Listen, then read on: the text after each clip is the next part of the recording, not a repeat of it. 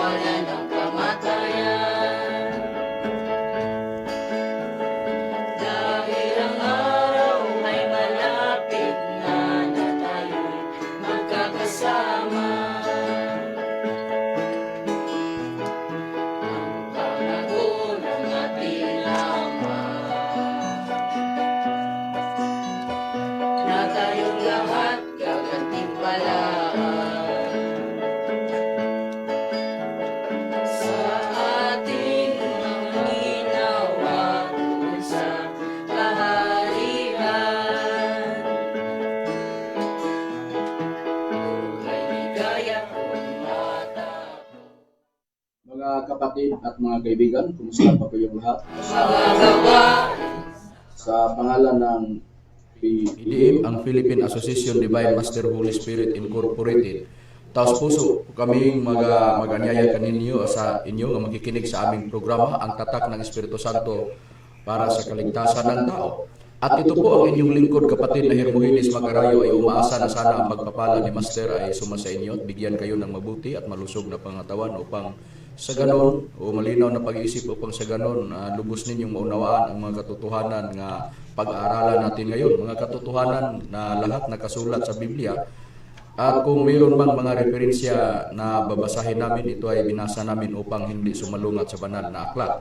At ito po ang aming programa ay patuloy na mapakinggan dito sa himpilan ng Kaboses Power Radio sa oras kita sa alas 5 hanggang alas 6 ng gabi tuwing Sabado. At sa Kidapawan, sa Teleradyo, sa Ronda FM, mapakinggan po ito ang programa sa oras sa alas 5 hanggang alas 6 ng gabi tuwing Linggo. At ngayon, magkakasama po natin ang mga kapatid na mga ministro ng PEDM. Ito naman si Brother Danilo Nakwa. Ito naman yung kapatid, Brother Brian Paderon. At ako naman yung kapatid, Arturo Saltarin. Kumusta mga ginigiliw naming tagapakinig, mga kapatid at mga kaibigan? Ito naman po ang inyong lingkod, Evangelista Brother Rudy Camus. Kaagapay po ninyo ngayon sa pagsaliksik ng mga katotohanang mababasa po natin sa nakasulat sa Biblia at magpaila pa po ang kasamang Evangelista. Ito naman po si Brother Jerry Villagora Mudra. Ito naman po inyong kapatid, Renato Tumandan. At ito po si kapatid na Bobby Arado. At ibigay ko pa yan sa ibang ministro. Kumusta mga kapatid at mga kaibigan? Ito po yung lingkod. Kapatid na Rumi Rama Camus ay kasama sa pag-aaral ng mga katotohanan na nandoon sa banal na aklat. At sa ngayon, ibalik ko kamo kay kapatid na Hermogenes Magarayo upang talakayin ang tema. Bago po natin tatalakayin ang ating paksa o tema, babatiin po natin ang ating pinakamamahal na General President and Founder ng organisasyon ng ICAGC, Ma'am Lilia Tuunan. Magandang hapon po sa iyo, Ma'am, at sa iyong buong sambahayan. At binabati po natin ang ating General Secretary, Ma'am Lisa Subak. Magandang hapon po sa iyong dyan sa iyo, Ma'am, at sa iyong buong sambahayan. At binabati po natin ang ating Legal Counsel ng PEDM, si Attorney Pampilo Agbong. Magandang hapon po sa iyo, Attorney. At bago natin tatalakayin ang ating paksa, kapatid na Dani, pag-usapan muna natin ang tungkol sa PEDM. Kung ang pag-usapan natin ang PEDM, ano ba ang kalagayan ng PEDM kung ang pag-usapan natin ay ang legal na paraan? Ang PADM, Brad Magarayo, sa palagi nating binabalita sa kanila, ay nitatag noong December 23 sa taong 2023. At ito ay na-register sa Securities and Exchange Commission noong Marso 6, 2024. At sa kasalukuyan, ang registration number nito ay 2024-0301 40032-03. Iyan ang ating status ng ating samahan na PEDM, Brad Magarayo. Opo, at ang layunin bakit na itatag ito ang PEDM upang ipalaganap ang pananalig ng mga tao sa Espiritu Santo. Ano man ang mangyari, nakalagay sa bylaws sa PEDM. Yun ang layunin bakit itinatag o naitatag ang PEDM upang may palaganap ang pananalig ng tao diyan sa Espiritu Santo. At ang mga gawain sa mga nasa loob ng PEDM, ang pagbigay tulong ng mga taong nangangailangan, sa mga taong mayroong mga karamdaman o mga sakit, sa pagbigay sa pamamagitan ng paggagamot, sa pamamagitan ng salita na binigay ni Master sa amin. Yun ang ginagamit po namin dahil ito ang tungkulin namin bilang kami nasa loob ng relihiyon na PEDM. At ngayon, ang tatalakay nating paksa ay tungkol sa saan matagpuan ng mga tao ang mga bagay sa mga panahon natin ngayon. Sa panahon natin ngayon, lalo na mayroong mga tao gaya ng mga nasa spiritual division na mga grupo o pulutong na gusto nila ang mga bagay spiritual. Ito ang pag-usapan natin ngayon o tatalakayin natin ngayon kung sa panahon natin ngayon saan matagpuan ng mga tao ang mga bagay, lalo na sa mga salita ng Diyos sa panahon natin ngayon. Sa banal na aklat, meron ba po tayong mababasa, kapatid na Dani, na mayroong binanggit na mga bagay at ang mga bagay saan po o sino po ang may hawak noon sa hindi pa dumating ang ating Panginoon Jesucristo dito sa sanlibutan ni ang panahon natin ngayon? Ayon sa mababasa natin sa aklat ng Deuteronomio, sa Kapitulo 29, versikulo 29, ito ang mababasa natin. Ang mga bagay na lihim ay nauukol sa Panginoon nating Diyos, ngunit ang mga bagay na hayag ay nauukol sa atin at sa ating mga anak magpakailanman upang ating magawa ang lahat ng mga salita sa kautusang ito. Maliwanag po na ang mga bagay na lihim na uukol sa Panginoon nating Diyos. Kung basahin ito sa Cebuano, sa King James Version, yung Panginoong Diyos ang tinutukoy ay ang ating Panginoong Jehova. Kasi mababasa sa Cebuano King James Version, kung babasahin ang Deuteronomio 29:29, pero baka mayroong magtanong, sabihin nila, bakit sa binasa ninyong talata dyan sa Deuteronomio 29:29 walang pangalang Jehova? Ang nabasa lang, Panginoon nating Diyos. Nasa Kanya nauukol ang mga bagay na binasa sa isa sa ministro ng PEDM, Danilo Nacua. Mga kapatid, ang sagot po namin, dito sa Tagalog King James Version, mayroong dalawang bisis binanggit ang pangalan ng ating Panginoong Jehova. Dito sa nakasulat, sa Exodo 6:2 hanggang 3, ito ang ating mabasa. At ang Diyos ay nagsalita kay Moises at nagsabi kaniya, ako'y si Jehova. At ako'y napakita kay Abraham, kay Isaac, at kay Jacob na Diyos na makapangyarihan sa lahat. Ngunit, sa pamamagitan ng aking pangalang Jehova noon, ay hindi ako napakilala sa kanila. Yon ang katunayan, mga kapatid at mga kaibigan, na ang Panginoong Diyos na nasa Kanya nauukol ang mga bagay, ang Panginoong Diyos ay ang ating Panginoong Jehova. Saan pa po natin mababasa sa banal na aklat na nagbanggit sa pangalan ng ating Panginoong Jehova? Basahin ko po dito sa aklat ng mga awit, Kabanata 83, Kapitulo 83, versikulo 16, hanggang pagbasa na sa 18, ganito po ang mababasa po natin sa Biblia. Lipusin mo ang kanilang mga mukha ng kahihiyan upang hanapin nila ang iyong pangalan, O Panginoon. Mga pahiya sila at mga lupaypay, magpakailanman. Oo, mga pahiya sila at mga lipol, upang kanilang maalaman na ikaw lamang na ang pangalan ay Jehova ang kataas-taasan sa buong lupa. Nabasa po natin, mga kapatid at mga kaibigan, ang Panginoong Diyos na nasa Kanya noon nauukol ang mga bagay mga bagay na makikita at mga lihim na mga bagay sa binasa, sa binabasa sa kapatid na ministro Danilo Tinapua sa nabasa natin na nakasulat sa Biblia. Ngayon, ang mga bagay noon, kung mayroong mga taong maghahanap ng mga bagay noon, doon sa ating Panginoong Yehova matagpuan. Kasi hawak sa ating Panginoong Yehova ang mga bagay noon. Kung mayroong taong hahanap, kailangan lumapit siya sa ating Panginoong Yehova upang mabigyan siya ng mga bagay na nasa kanya sa mga panahon noon. Sa mga panahon noon, sa nabasa natin nga nakasulat sa Biblia. Ngayon, kung pag-usapan natin ang pagdating sa ating Panginoong Jesucristo dito sa sanlibutan, saan na po matagpuan ang mga bagay na noon doon sa ating Panginoong Yehova?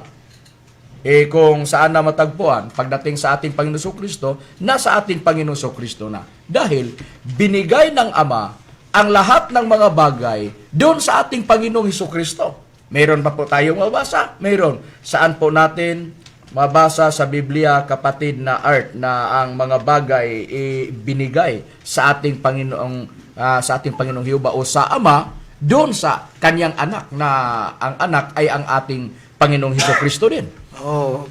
Kapatid na Makarayo, at mababasa natin dito sa Ebanghelyo ni Mateo sa kanyang Kapitulo 11, versikulo 27. Ito ang ating mababasa.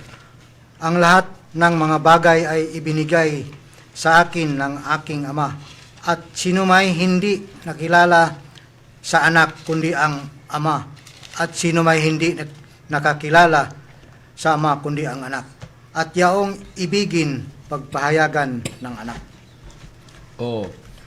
Maliwanag po sa binasang talata na nakasulat sa Biblia na ang mga bagay sa pagdating sa ating nung dumating na ang ating Panginoon Jesucristo dito sa sanlibutan, meron siyang mga tinuturuan na mga tao, iyon ang mga lingkod ng ating Panginoong Jesucristo.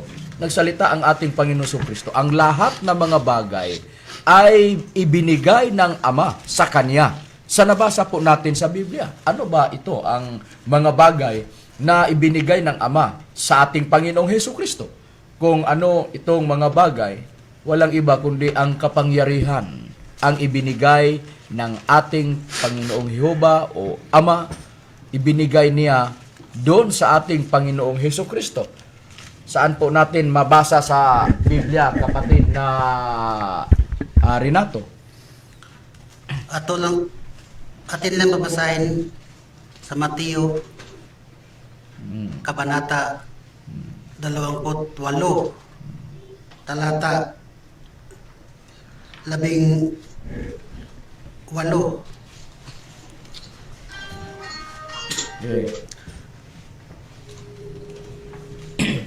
At malapit si Jesus sa kanila, at siya'y kaniyang kinausap na sinasabi, ang lahat ng kapamahalaan sa langit at sa ibabaw ng lupa ay naibigay na sa akin.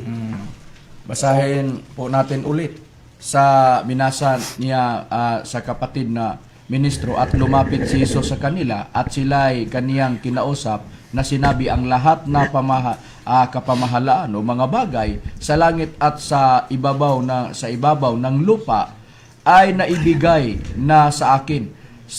Ito ang mga bagay o kapamahalaan o kapangyarihan na ibinigay ng Ama doon sa ating Panginoon Jesucristo. Ang tinutukoy ng mga bagay na ibinigay ng Ama ay ang kapamahalaan o kapangyarihan sa nabasa po natin na nakasulat sa banal na aklat sa sinabi ng ating Panginoong Jesucristo.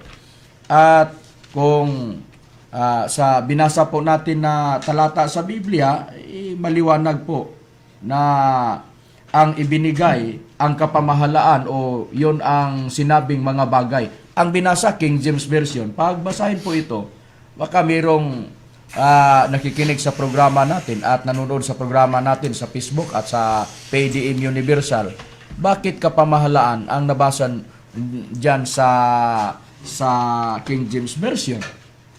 Dito sa aklat ng ang salita ng Diyos, ganito ang nakasaad. 28:18 sa Mateo. Lumapit sa kanila si Jesus at sinabi, ibinigay sa akin ang lahat ng kapangyarihan sa langit at sa lupa. Ito ang katunayan na ang mga bagay na ibinigay ng Ama doon sa ating Panginoong Hesukristo ay ang kapangyarihan o kapamahalaan. Sa nabasa po natin na nakasulat sa Biblia.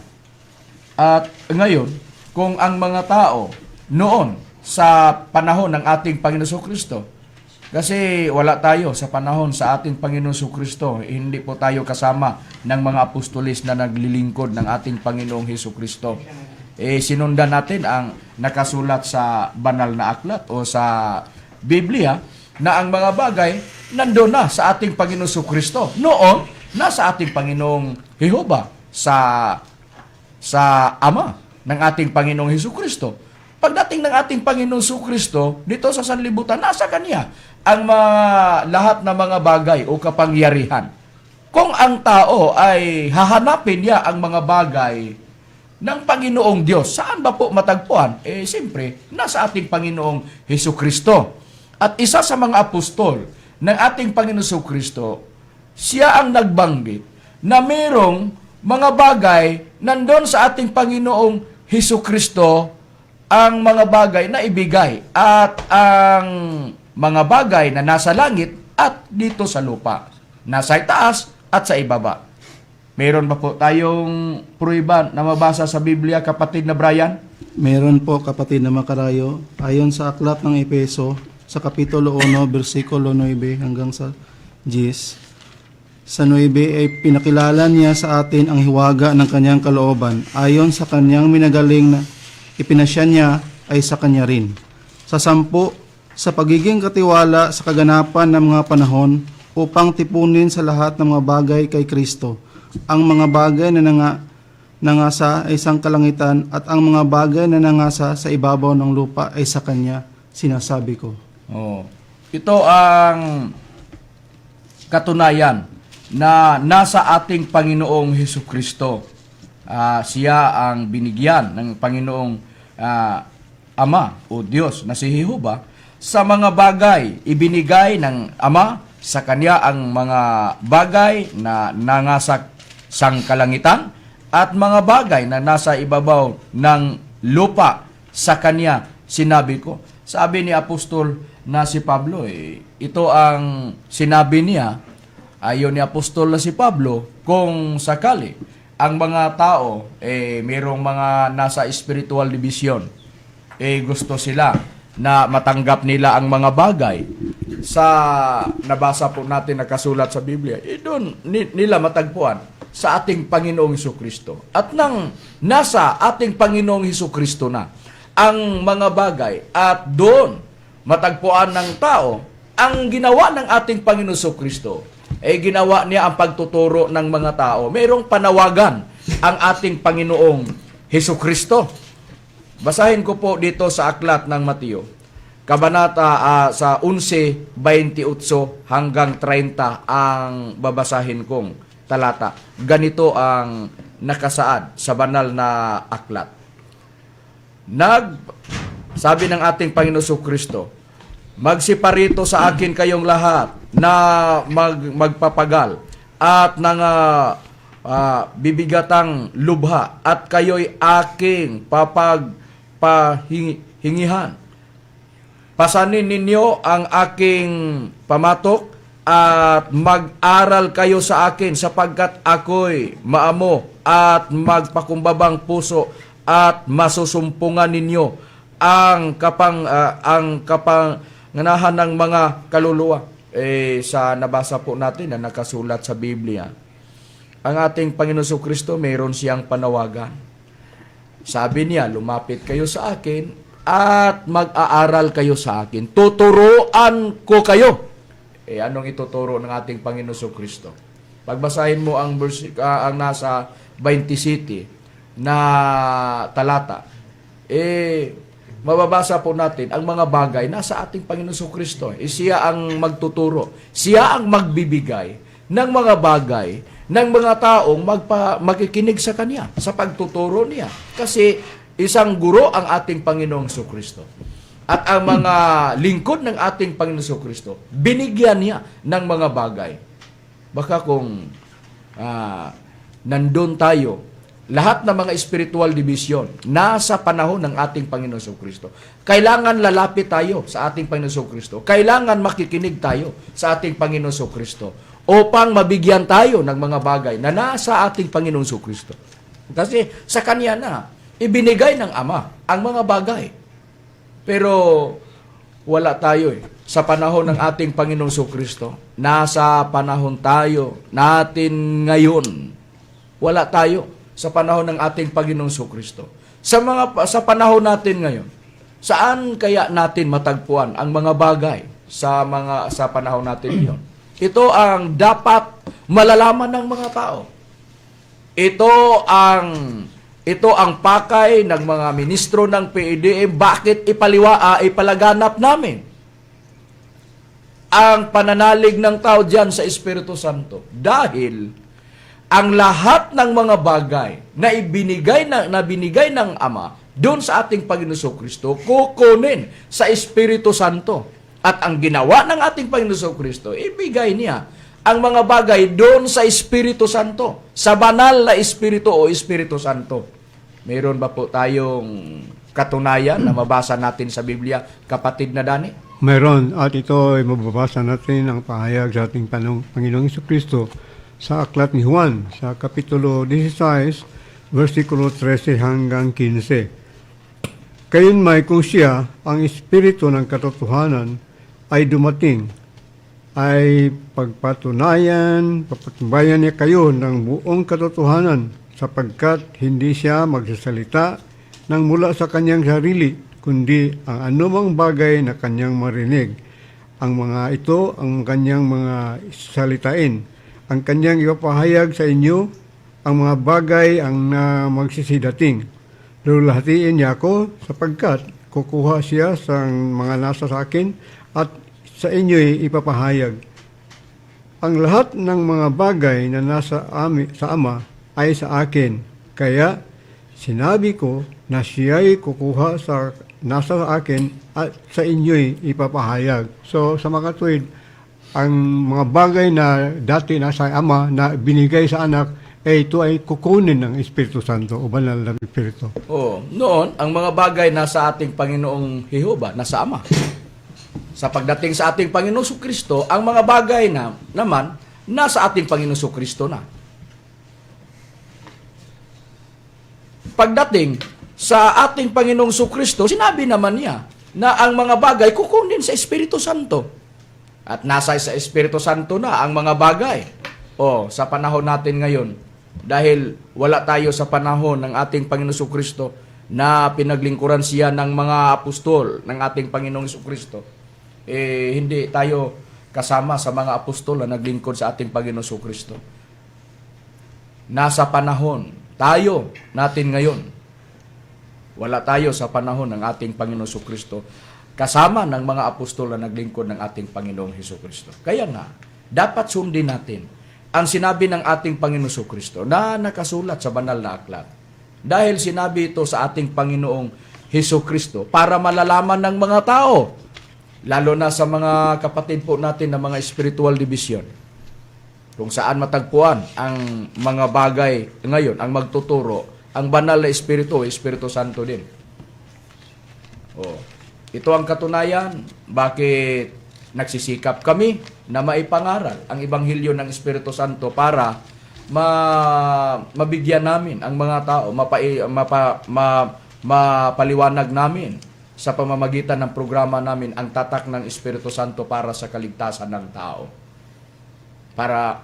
Upang malalaman na ang mga bagay ngayon na nasa Panginoong Diyos ay nasa Espiritu Santo na. Dapat natin hanapin ng tao, saan kaya matagpuan ang Espiritu Santo na magbibigay ng mga bagay At hindi lang sa mga bagay ang ibigay ng Espiritu Santo. Malalaman natin pag sa mga susunod na mga nakasulat sa Biblia ang tutuklasin natin ngayon. Sa programa namin ang tatak ng Espiritu Santo para sa kaligtasan ng tao. Ang mga bagay nandiyan na sa Espiritu Santo, sabi ng ating Panginoong Hesukristo, at nagkaisa sila, ang Ama at ang Anak at ang Espiritu Santo. Diyan sa Espiritu Santo, saan po mababasa? Sa Biblia sa Kristohanong Katilingban, sa Mateo 6, sa footnote, mabasa po nga na ang Espiritu na ang Ama at ang Anak ay nagkaisa sila. Diyan sa Espiritu Santo. Ang Espiritu Santo din ay sinabi ng ating Panginoong Hesukristo, mayroon siyang gawain, ang Espiritu Santo. Noong mga panahon, balikan po natin, noong binasa nating mga talata kanina, noong ibinigay na ng Ama ang mga bagay diyan sa ating Panginoong, doon sa ating Panginoong Hesukristo, mayroong panawagan ng ating Panginoong Hesukristo, lalapit kayo sa akin, tuturuan ko kayo. Ibig sabihin, bibigyan sila ng ating Panginoon Hesukristo na ng mga bagay na nasa Kanya o lalo na sa kapangyarihan. Yon ang nabasa natin, nakasulat sa Biblia. Ngayon, nagsabi ang ating Panginoon Hesukristo, binigay niya ang mga bagay diyan sa Espiritu Santo. Ano ang gagawin ng Espiritu Santo? Ang gagawin niya, siya naman ang magtuturo ng mga tao sa mga bagay kasi nasa Kanya na ang mga bagay. Mayroon pa po tayong mabasa sa Biblia, kapatid na Rome, na ang isa sa mga gawain sa Espiritu Santo magtuturo sa lahat ng mga bagay. Mayroon din kapatid na Makarayo.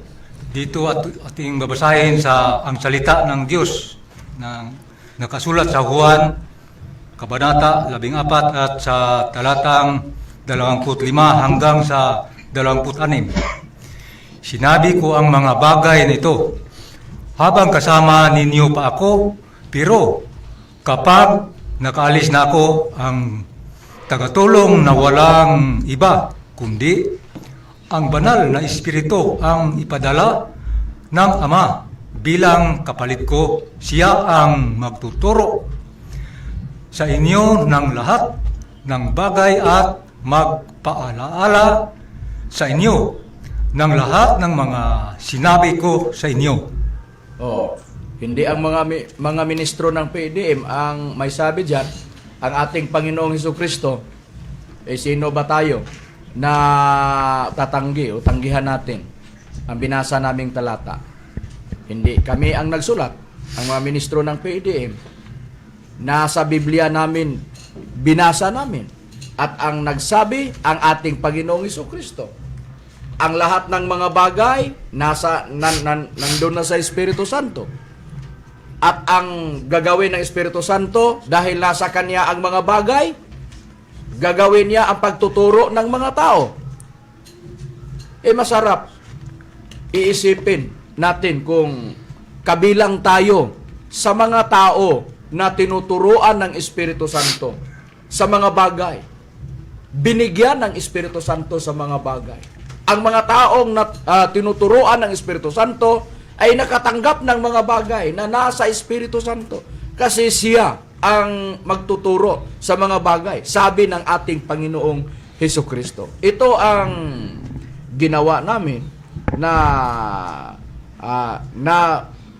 binanggit namin kanina na ang tatalakayin natin ngayong paksa, saan matagpuan ng mga tao ngayon ang mga bagay na nasa Panginoong Diyos? Ang sagot, nasa Espiritu Santo sa panahon natin ngayon. Makaplagan, matagpuan ng mga tao. Ito po ang nabasa po natin na nakasulat sa Biblia. Ang tanong, kung nabanggit po namin kanina, hindi lang mga bagay ang ituturo ng Espiritu Santo, mayroon pang ituturo niya at ibibigay niya. Ano ang tinutukoy namin? Na iba na ituturo ng Espiritu Santo maliban sa mga bagay. Walang iba kundi ang salita ng Panginoong Diyos na ang magbibigay ang Espiritu Santo. Hindi kami ang nagsabi, binasa lang namin ang nasa Biblia, ang nagsulat. Si Apostol na si Pablo, isa sa tagapaglingkod ng ating Panginoong Kristo, Apostol, si Apostol Pablo. Mayroon ba po tayong mabasa sa Biblia na nagbanggit si Apostol na si Pablo na ang Espiritu Santo, siya rin ang magbigay ng mga salita? Kapatid na Rode, saan po natin mabasa sa Biblia? Mayroon po, mabasa nato, kapatid na makarayo. Ang ating basahin, ang salita ng Diyos sa Biblia. Sa Epeso, Kabanata 6, Katalata 17. Isuot ninyo bilang helmet ang tinanggap ninyong kaligtasan at gamitin ninyo bilang espada ang salita ng Diyos sa kaloob ng banal na espiritu. Sa nabasa po sa Biblia sa Efeso 6:17, sabi ni Apostol Pablo, isuot ninyo bilang helmet ang tinanggap niyong kaligtasan at gagamitin niyong bilang espada ang salita ng Diyos na kaloob ng banal na espiritu.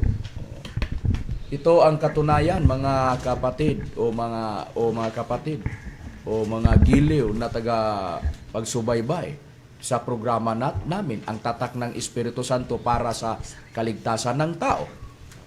Ang magbigay ng mga salita, ang Espiritu Santo, na ang ibigay na mga salita sa Espiritu Santo ini halintulad ng tabak o espada. Sa kapangyarihan sa tabak, sa salita na inihalintulad sa tabak o espada na ibinigay ng Espiritu Santo, ang mga salita, ililigtas ang tao sa panahon sa kagutom at sa kamatayan, lalo na sa gira. O digmaan, mayroon ba po tayong mababasa sa Biblia, kapatid na Jordan? Meron po, kapatid na makarayo. Basahin lang po natin ang aklat sa nakasulat sa Hub sa kanyang Kabanata 5, Tatalata 20. Ito pong nakasulat. Sa kagutom ay tutubusin kanya sa kamatayan, at sa pagdidigma ay sa kapangyarihan ng tabak. Yon ang katunayan. Maliwanag po, mga giliw namin tagapakinig sa programa namin, sa palatuntunan namin, ang tatak ng Espiritu Santo para sa kaligtasan ng tao. Ito ang katunayan na ang sa kapangyarihan ng mga salita na ibinigay ng Espiritu Santo na inihalintulad sa tabak o espada, sa kapangyarihan nitong mga salita na ibinigay ng Espiritu Santo ay ililigtas ang tao sa nabasa po natin sa Biblia, sa kagutom at sa kamatayan at sa pagdidigma. Sa kapangyarihan ng tabak o espada na ito ang tinutukoy, ang ibinigay ng Espiritu Santo na mga salita na inihalintulad ng tabak sa nabasa po natin sa nakasulat sa Biblia. Importante para sa tao, hahanapin ng tao saan nagtuturo ang Espiritu Santo o saang grupo na mga sa panahon natin ngayon na tinuturuan ng Espiritu Santo sa mga bagay, lalo na sa mga salita na ibibigay sa Espiritu Santo sa mga taong tinuturuan niya.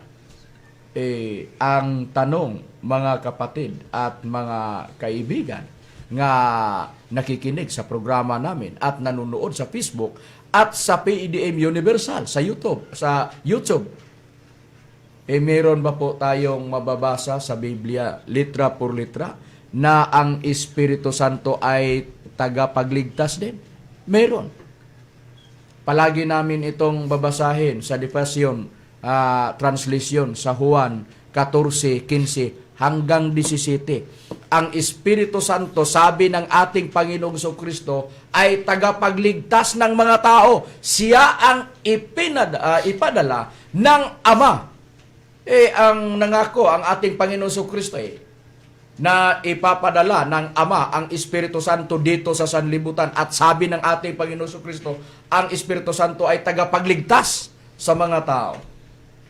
Kaya nga, importante para sa tao na makabilang tayo, makabilang ang tao sa mga tao na tinuturuan sa tagapagligtas sa panahon natin ngayon, na ang sinabi ng ating Panginoong Kristo, walang iba kundi ang Espiritu Santo.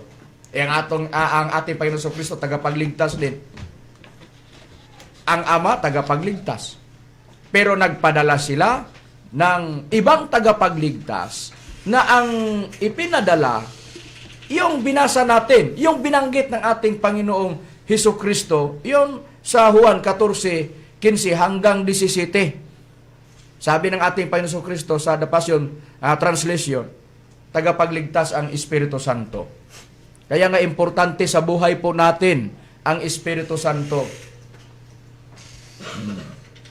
Sa panahon natin ngayon. At ang mga taong tinuturuan ng Espiritu Santo, walang iba kundi ang kaniyang mga lingkod. Dahil ang Espiritu Santo, mayroong mga lingkod na naglilingkod sa Kanya. Mayroon ba po tayong mababasa sa Biblia, kapatid na Bobby, na ang Espiritu Santo mayroong tagapaglingkod dahil mayroong mga taong naglilingkod sa Espiritu Santo? Opo, Makarayo, makikita natin por letra. Makikita natin ang salita sa Diyos. Mabasa natin sa Roma. City, Roma, Capitulo 7, versikulo 6. Pero ngayon, malaya na tayo sa kautusan. Dahil malaya na tayo, namatay na tayo sa kautusan na ito, dating umalipin sa atin. Ang ating paglingkod ngayon sa Diyos ay hindi na ayon sa dating buhay na dulot ng kautusan, kundi ang bagong buhay na dulot ng banal na Espiritu. Yun ang katunayan, mayroong mga taong naglilingkod sa bagong paglilingkod. Saan po?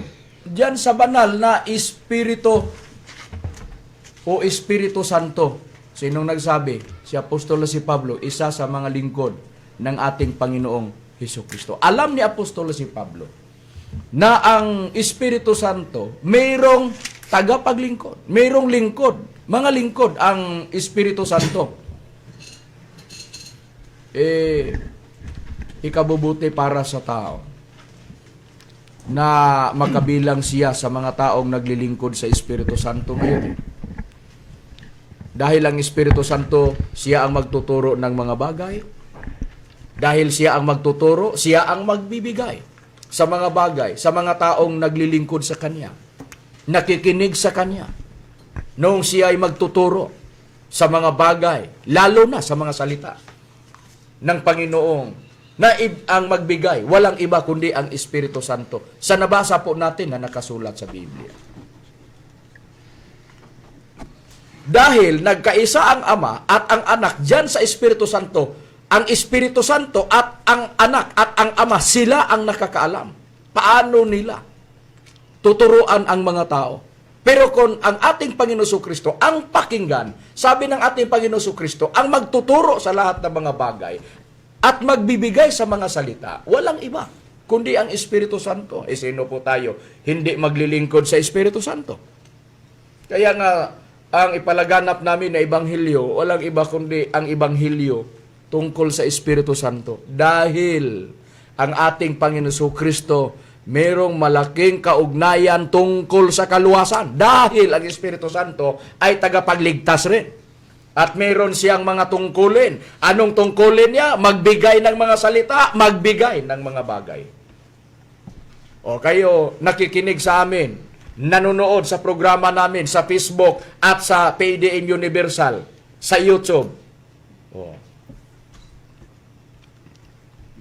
Sana hindi kayo magdalawang isip. Susuriin ninyo. Ano kaya?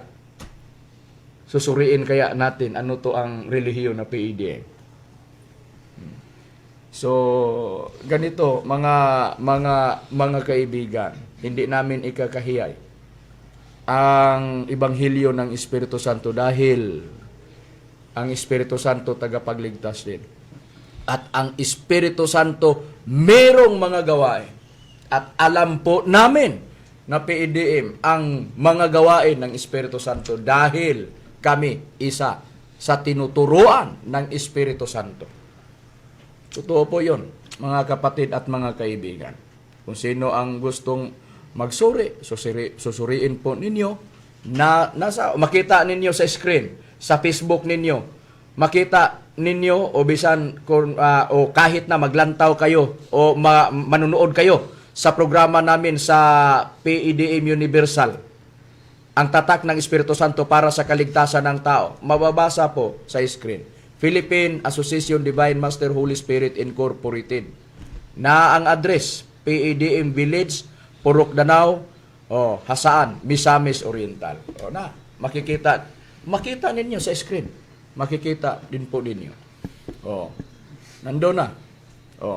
So, ang susuriin natin ngayon at hahanapin natin sa Biblia, dahil mayroong mga taong tinuruan ng Espiritu Santo, binigyan niya ng mga bagay, binigyan niya ng mga salita, at nung binasa natin ang Biblia, kung sino ang mga tao na tinuturuan ng Espiritu Santo na tagapagligtas, ang mga taong naglilingkod sa Espiritu Santo.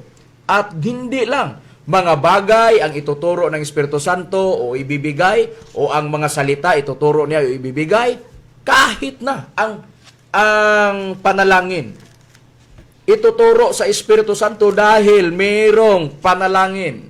Diyan sa Espiritu Santo, mayroon ba po tayong mabasa sa Biblia, kapatid na Dani? Mayroon, dito ay nakasulat sa aklat na Judas, ang Kapitulo 1, versikulo 20. Ngunit kayo, mga minamahal, pagtitibay ninyo ang inyong sarili sa inyong lubhang banal na pananampalataya na manalangin sa Espiritu Santo. So, ang panalangin galing sa Espiritu Santo. Kailangan ang mga tao manalangin sa Espiritu Santo. Dahil mayroong panalangin diyan sa Espiritu Santo, ito ang katunayan dahil ang Espiritu Santo, siya ang guro o siya ang magtuturo sa kaniyang mga lingkod, siya ang magbibigay sa panalangin diyan sa kaniyang mga lingkod. Dahil siya ang tagapagligtas, siya lang ang nakakaalam kung anong panalangin ang ibibigay niya sa mga lingkod niya dahil siya ang tagapagligtas.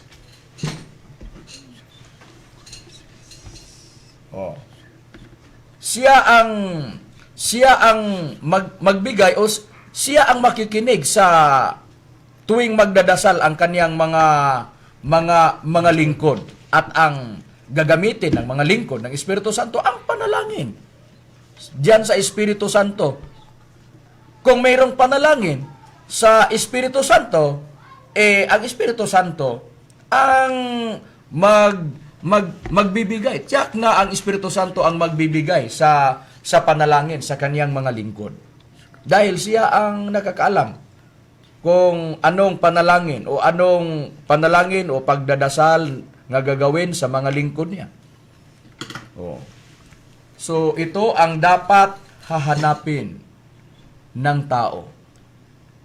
Kung mayroong magtanong sa panahon natin ngayon, saan matagpuan ang mga bagay o mga salita o ang panalangin galing sa Espiritu Santo? Inasa mga lingkod ng Espiritu Santo. Meron bang pagkakilanlan sa mga lingkod ng banal na Espiritu Santo o Espiritu Santo? Mayroon.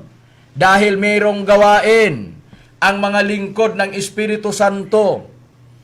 Dahil noong sila'y tinuruan na ng Espiritu Santo, uutusan sila ng Espiritu Santo, kailangan mangangaral sila ng pangangaral na Ibanghilyo sa Espiritu Santo. Mayroon ba po tayong mabasa sa Biblia, kapatid na Art, na mayroong Ibanghilyo sa Espiritu Santo at ang gumagawa sa pangangaral yung mga lingkod sa Espiritu Santo dahil mayroong nangangaral ng Ebanghelyo ng Espiritu Santo? Saan po natin mababasa sa Biblia?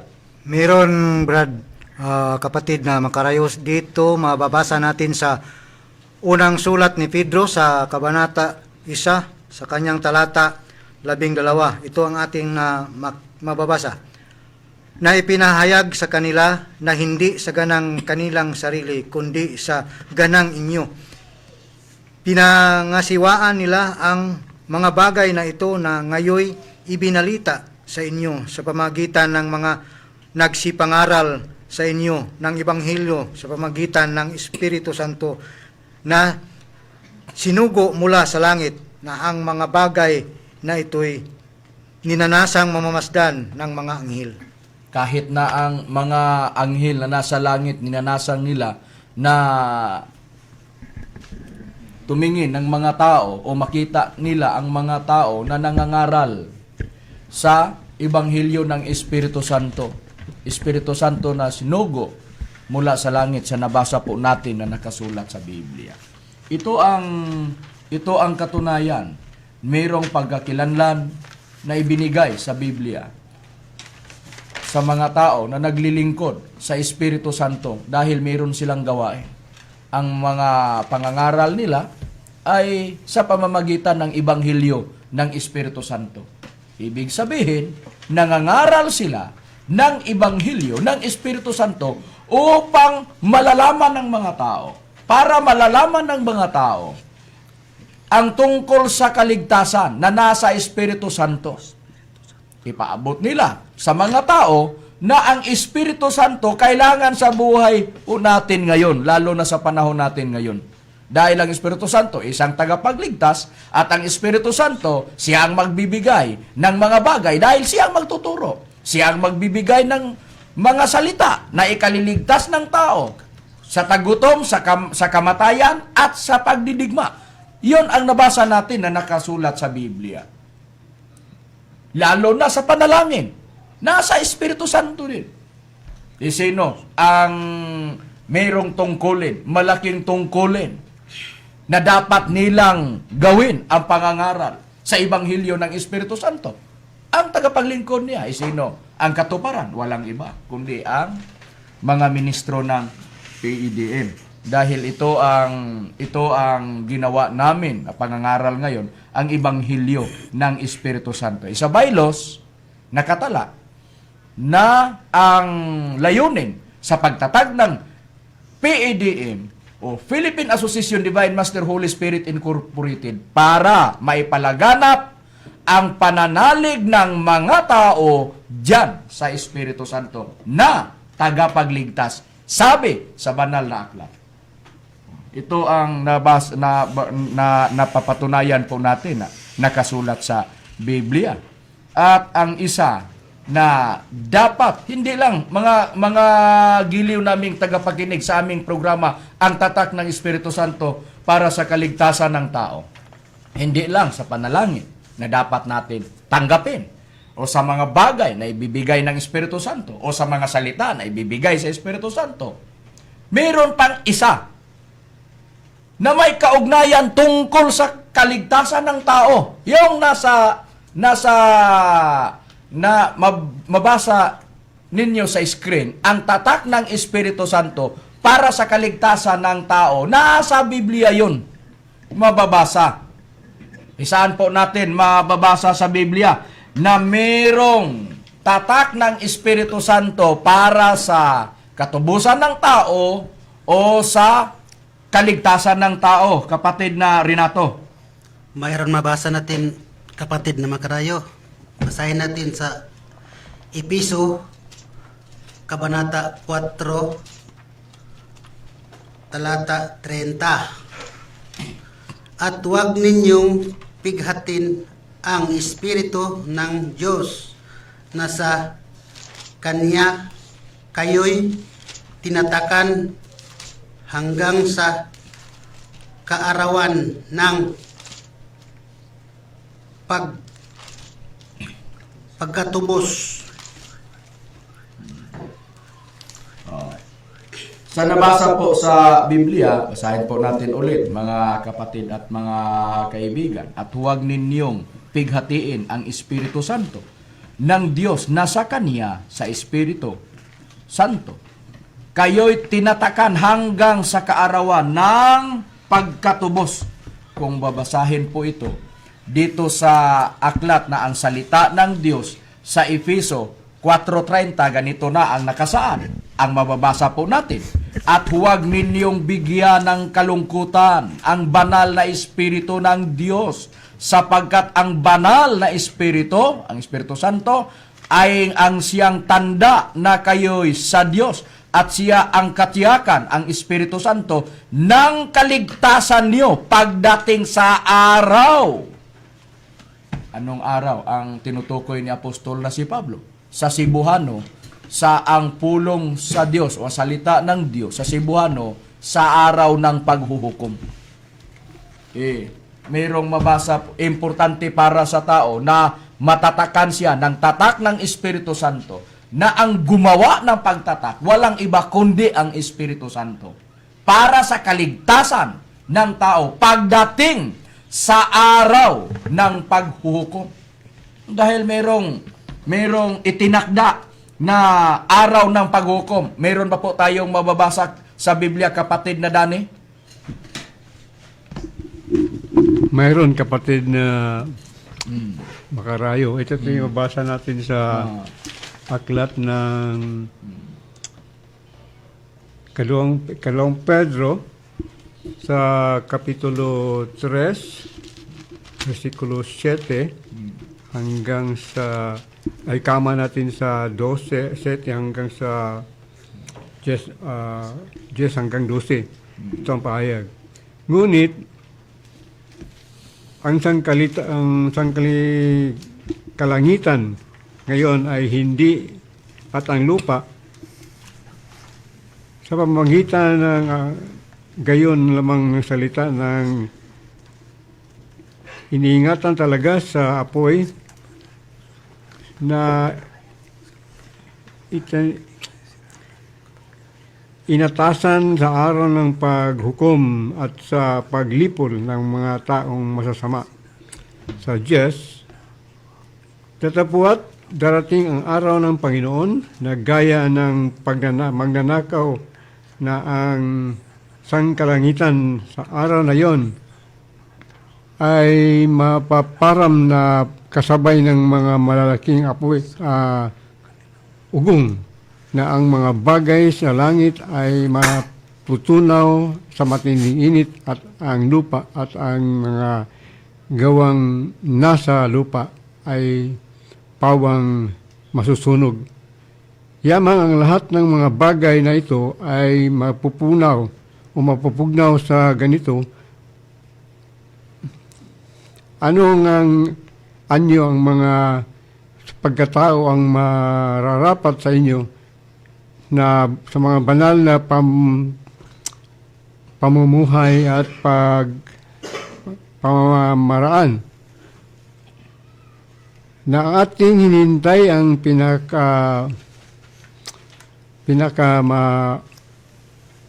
nasa ang pagdating ng pagkaarawan ng Diyos, at dahil dito'y ang sangkalangitan na maniningas na ay mapapunaw, at ang mga bagay sa langit ay matutunaw sa matinding init. Sa nabasa po sa nakasulat sa Biblia, maliwanag po sa binasa sa kapatid na ministro, ngunit ang sangkalangitan at ang lupa sa pamamagitan din ng salita, iniingatan talaga ng apoy. Itinataan ito ang langit at ang lupa sa araw ng paghukom, ng paglilipol sa mga taong masama. At sabi ni Apostol na si Pedro, ang langit at ang lupa ay mapupugnaw sa matinding init at masusunog at matutupok ito.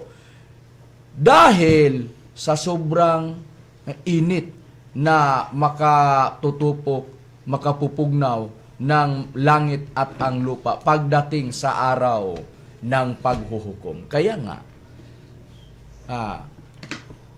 dahil mayroong hinaharap natin na araw ng paghukom, kailangan po natin ang tatak ng Espiritu Santo para sa kaligtasan ng tao. Ganito ang nakasaad na nakasulat sa Biblia. Kung saan nailagay ang tatak ng Espiritu Santo, walang iba kundi nasa noo ng mga tao. Dahil diyan itatak o ilagay o isulat ang tatak ng Espiritu Santo para sa kaligtasan. Pagdating sa araw ng paghuhukom, ang maliligtas ay ang mga tao na nasa noo nila ang tatak ng Espiritu Santo. Mabasa ito sa Apokalipsis 7:2-3. Sa Apokalipsis na ang tatak ng Espiritu Santo diyan na isinulat sa noo ng tao, at pagdating sa araw ng paghuhukom, ang maliligtas ay ang mga tao na nasa noo nila ang tatak ng Espiritu Santo para sa kaligtasan. Dahil ang buong lupa ay nasa ilalim sa sumpa ng Panginoong Diyos. Mababasa po ito sa nakasulat sa Isayas, Kabanata 24, versikulo 6, na ang buong lupa ay nangasumpungang salarin at nilalamo ng sumpa ang buong lupa, at ang mga tao ay nasusumpungang salarin at nangasusunog sila at nangagilan ang mga tao na ilang sumpa, 3 sumpa. Nakaraan na ang una at ikalawang sumpa. Mayroong hinaharap ng mga tao na 3 sumpa. Ng 3 sumpa, walang iba kundi ito ang tinutukoy na mababasa sa Isayas 42:25 na ito ang gira o digmaan. Nangyari na ang unang digmaan noong September 1, 1914. At ang ikalawang digmaan, nangyari ito sa July 27, noon ang unang digmaan sa 1914, at ang ikalawang digmaan ay nangyari sa September 1 sa 1939 hanggang 1945, ang ikalawang digmaan. Ang hinaharap natin ngayon, walang iba kundi 3 digmaan, at ang tagapagligtas pagdating sa araw ng paghukom, sa 3 digmaan, walang iba kundi ang Espiritu Santo. Kaya nga, karapat-dapat ng tao na matagpuan niya ang Espiritu Santo upang maitama ang paglilingkod niya diyan sa Espiritu Santo, at matagpuan ito sa mga tao na ang ginawa nila ang pagpangangaral sa Ebanghelyo ng Espiritu Santo. Mga kapatid at mga kaibigan, wala naman kaming oras. Ito po ang inyong lingkod, kapatid na Hermogenes Macarayo. At ito po si Brother Danilo Nakwa. Ito naman po si Brother L. Brian Empaderon. Ito naman po si Arturo Saltarin. Ito naman po si Rudy Camos. Ito naman po si Brother Jerry Villacora Amuncio. Ito naman po inyong kapatid Renato Tumandan. At ito na po si Brother Bobby Arado. At ito po ang iyong lingkod, kapatid na Rumirama Camos. Pasalamat sa inyong lahat at magandang gabi.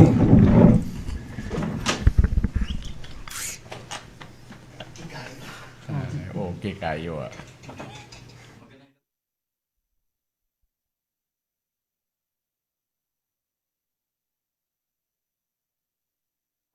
magkakasama ang pagpupuri